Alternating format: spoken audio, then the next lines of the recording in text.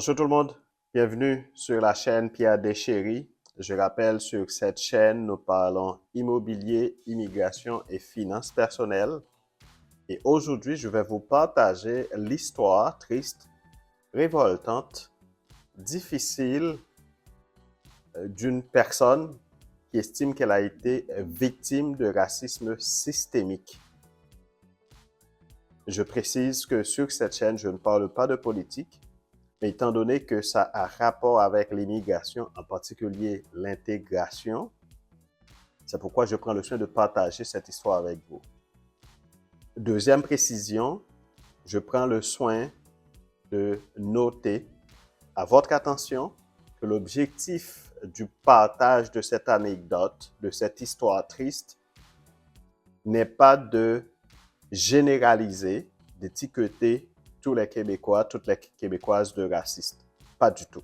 D'ailleurs, je suis personnellement très reconnaissant envers beaucoup de Québécoises, de Québécois qui m'ont fait du bien, qui m'ont permis de constater mes compétences, de développer mes connaissances, mes relations interpersonnelles, de devenir une meilleure personne chaque jour.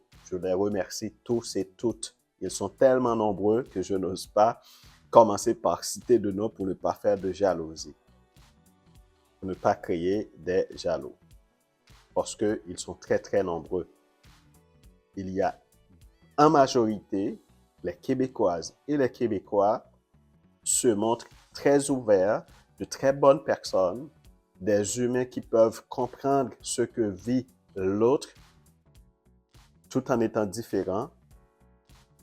Les statistiques le démontrent. Dans sa globalité, le Québec se révèle une terre d'accueil. Ceci dit, au niveau du système, au niveau du fonctionnement de la société, il y a des individus qui sont en situation d'autorité, qui ont des responsabilités officielles dans des institutions et qui utilisent le système au sein de ces institutions pour faire du tort à des personnes, et en particulier à des personnes immigrantes, et en particulier à des personnes noires, à cause de la couleur de leur peau. Je vous explique l'histoire rapidement. C'est une candidate, une personne immigrante noire, qui dépose sa candidature pour participer à un programme de formation universitaire. Je ne précise pas quel grade, ni je ne partage pas publiquement le nom de l'institution non plus, pour éviter représailles pour autres précautions juridiques. Mais j'ai tous les documents, j'ai tous les détails en main. Le fait est que la candidate a été refusée, n'a pas été sélectionnée. C'est pas ça le problème, parce que dans la majorité des programmes, c'est un processus de sélection. Le problème est que la lettre de refus précise que la candidate n'a pas obtenu le grade académique exigé pour être sélectionnée à participer au programme de formation. Or, la candidate avait déjà déposé des documents justificatifs qui démontrent qu'elle a obtenu le grade académique exigé dans les documents d'information à ce programme de formation. En toute logique, de bonne foi, de façon responsable et de façon respectueuse, la candidate répond à la chargée de projet dans quelques heures, rapidement, pour rappeler qu'elle a déposé tous les documents justificatifs qui démontrent qu'elle a obtenu le grade académique exigé dans les documents d'information ayant rapport à ce programme de formation. La responsable répond que le dossier a été analysé et la décision de refus est maintenue. Vous savez quoi? Ce qui est révoltant, la responsable de formation met de côté le premier motif de refus, comme quoi elle n'avait pas obtenu le grade académique exigé, constatant qu'elle a reçu les documents justificatifs démontrant qu'elle a obtenu le grade académique exigé. La responsable de formation fait recours à un nouveau motif qui est, je cite, Ils ont reçu tellement de candidatures qu'ils ont dû sélectionner les candidats qui se sont démarqués. Ils se sont démarqués. Vous comprenez tout de suite que la responsable de formation est passée d'un indicateur grade académique exigé, qui est un indicateur objectif, qu'on pouvait justifier ou pas, à un autre indicateur qui est flou. Candidat qui s'est démarqué. Comment justifier qu'un candidat s'est démarqué à partir des documents qui sont déposés? Et pourquoi dans la première lettre de refus, on avait mentionné que la candidate n'a pas été sélectionnée parce qu'elle n'a pas obtenu le grade académique exigé. Et une fois que la candidate justifie qu'elle a au contraire obtenu le grade académique exigé, on fait sortir de nulle part un nouvel argument: la candidate ne s'est pas suffisamment démarquée.